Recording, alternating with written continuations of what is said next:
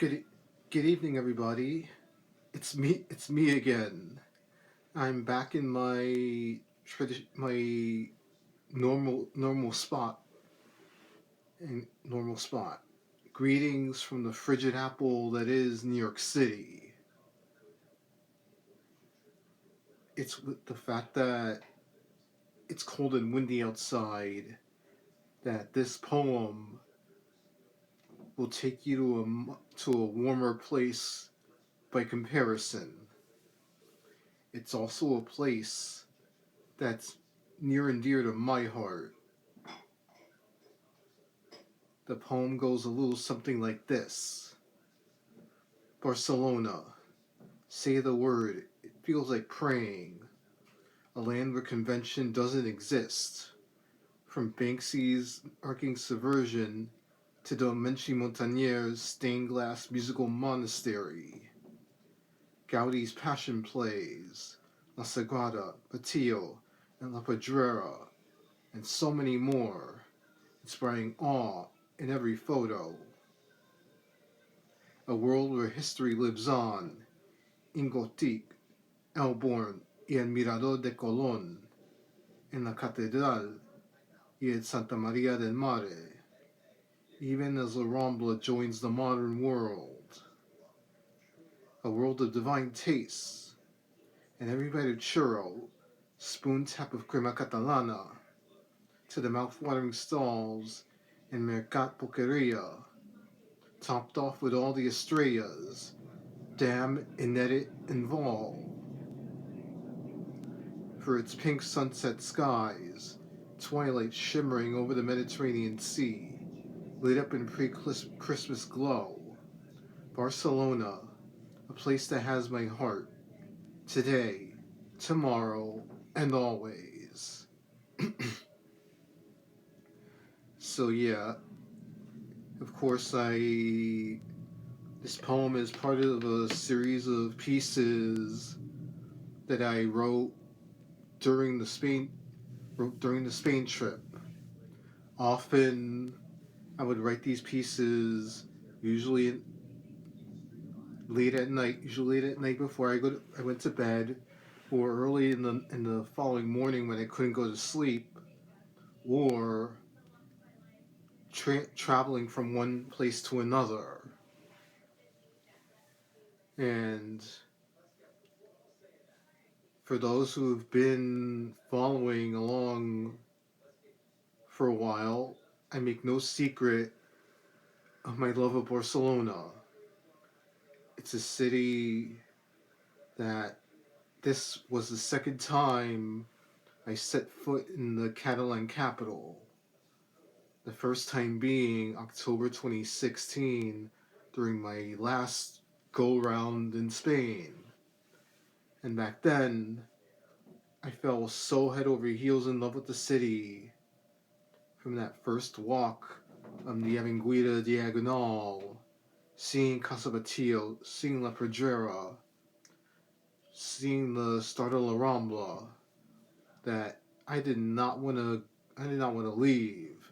No disrespect intended to Zaragoza, Bilbao, San Sebastian, Madrid, and El Escorial.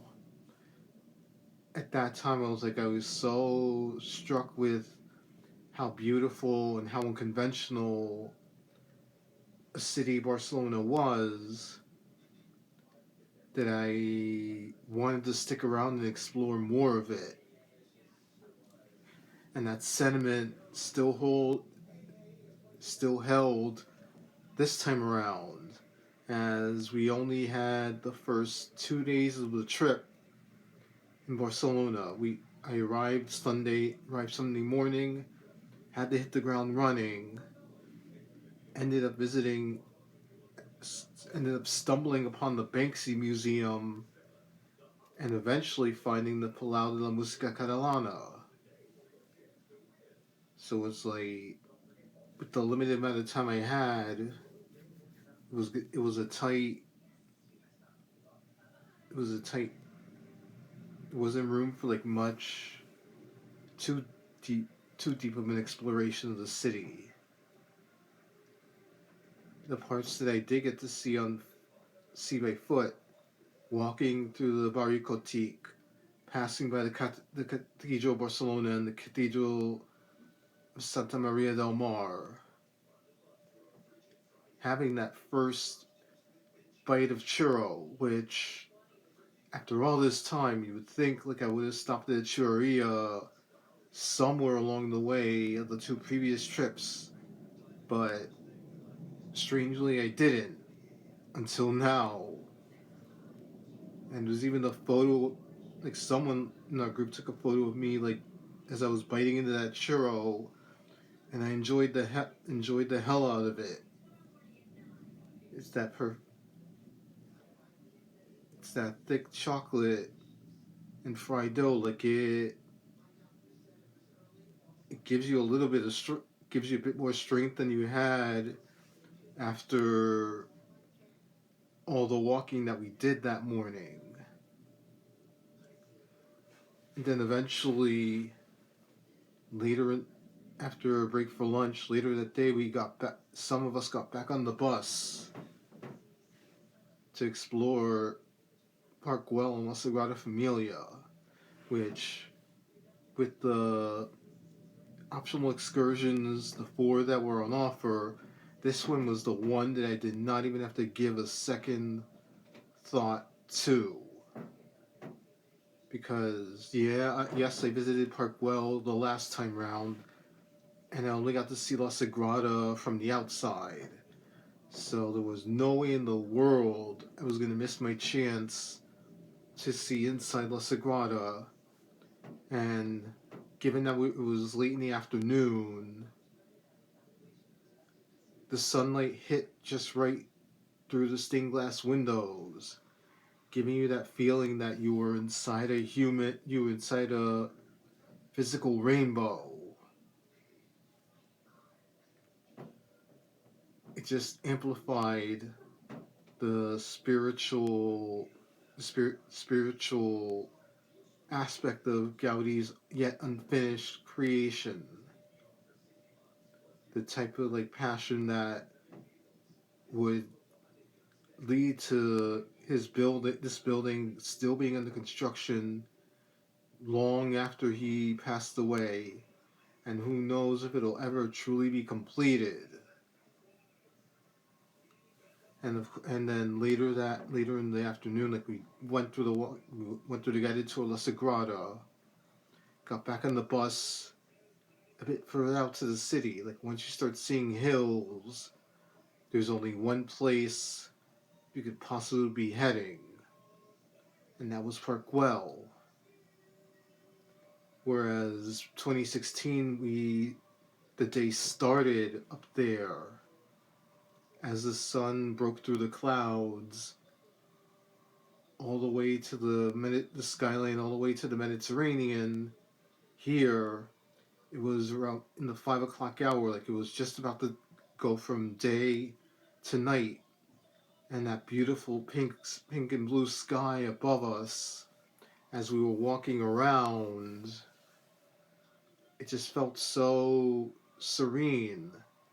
Like that moment alone validates my third trip to Spain and my second stay in Barcelona. I'm like, do we have, like, no disrespect intended to Madrid, Seville, Granada, Antequera, and Malaga, but if it were up to me, like, I would have, like, stuck around Catalonia for a few more days. Like, Barcelona is one of those places I can never, like, get enough of. And a place that honestly barely begun to scratch the surface of. And I fell in love once again with the city. Enough to get to have its own separate poem unto itself. And I hope that I will be back to Spain before my 50th birthday comes around, preferably a lot sooner than that. And I hope to meet Barcelona a more permanent home base down the road from now, because it's a city that still has my heart all these years later. Well, everyone, that's it for this week's video. I hope everyone has a good weekend, and I'll talk to you guys again next week. Good night and bon nuit, everybody.